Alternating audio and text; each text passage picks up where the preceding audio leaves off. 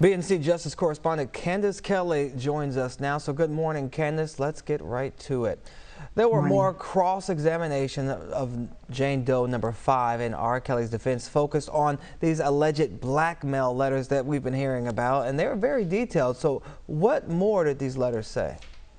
Well, these letters are really interesting because these are the letters that supposedly this Jane Doe number 5 wrote on her own. Of course, the prosecution is saying otherwise, that she didn't write them on her own, but this is very central to the defense's side, saying that she wrote these letters saying all these terrible things that she did and all of these terrible things that her parents did in order to make sure to show that she was really in there on her own and that her parents had a lot to do with this. Let's take a look at what they said. I know we have a graphic because there were so many things that they said. We spent hours in court, as we heard, going over these things. First of all, in these blackmail letters, she said that she stole money from R. Kelly. Now, let's think of the setup here. Again, she is reading letters that she supposedly wrote while in the house of R. Kelly. She said in these letters, allegedly, that she would accuse R. Kelly of rape if he didn't have sex with her.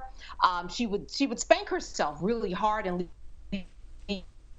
bruising R. Kelly and accused her mom of demanding $10,000 every month. She also wrote a letter that painted a precise timeline of the age that she was when she had sex with R. Kelly. So I'm imagining that this would sit upon jurors as something of a farce because of the fact that if she's writing a letter saying that she would spank herself and those bruises she would blame on R. Kelly, that really doesn't make sense. It seems like something that was forced upon her, and I'm wondering how the jurors took it. But even she was laughing on the stand as she read some of these letters because it seems so laughable. Well, for federal prosecutors, these letters could still play in their favor and help them prove that there was a criminal enterprise, right?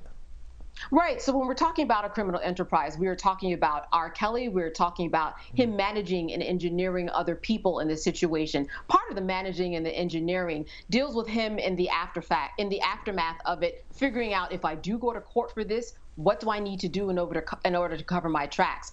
Guess what? I'll have all of these young women write fake letters saying that they were molested, saying that their mothers and fathers sold them off, saying that business deals that were rejected by me didn't go well, and that's why they were put in my hands. So this is something that prosecutors are saying R. Kelly put together in order to have kind of an alibi, in a way, a kind of a behind-the-scenes story as to what really took place. And setting all of this up would be part of what somebody who is head of a criminal enterprise would do. Set up this portion so that in the end, they're not found guilty. Well, let's talk about these parents of Jane Doe number 5. They seem to be a point of the conversation. A lot of people were talking about them and what was true or not true. So why is there so much focus on the mom and dad? Well, listen, we're talking about the Mann Act specifically, right? The Mann Act deals with transporting girls across state lines for illegal acts and prostitution. So when we look at this, we have to look at whether or not someone was forced in terms of the Mann Act. Were they kidnapped, or was there consent?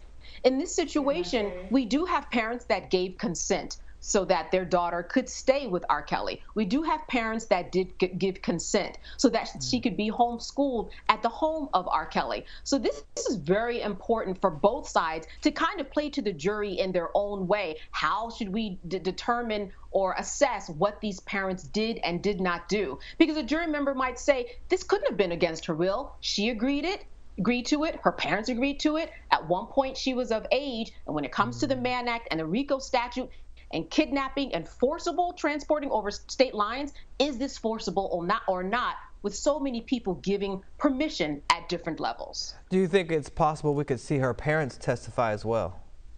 I do think it's possible because we've heard so much about them. If I were a parent, I would want to testify. Also, I have all of the information that they need to say yay or nay whether or not this happened. Their situations or their accusations that the parents had business deals that went bad with R. Kelly, and that's why they were in the situation that they were in. So I want to hear from them specifically, especially if I was a prosecutor or a defense attorney, both sides, to get down to the nitty-gritty as to what was the motive behind these parents effectively and possibly letting their child be with R. Kelly for 5 years. Yeah, I definitely want to hear from those parents. And I also want to know, did they really write the letter? Did they sign the letter to have her homeschooled? Or was something that was forged? Because we know that's been happening in this case as well. So I would definitely want to get more to the bottom of what happened in that situation. So, yes, indeed. All right, thank you so much, Candace. And of course, we'll see you back here at our 8 o'clock hour along with Dre Clark before testimony resumes this morning.